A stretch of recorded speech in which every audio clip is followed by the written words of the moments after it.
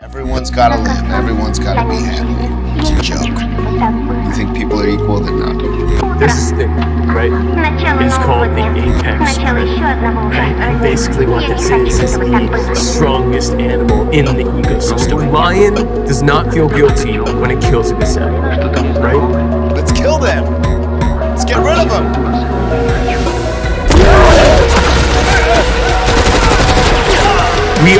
We're considered the apex predator, but only because like smaller animals can't feed on us because of weapons and stuff, right?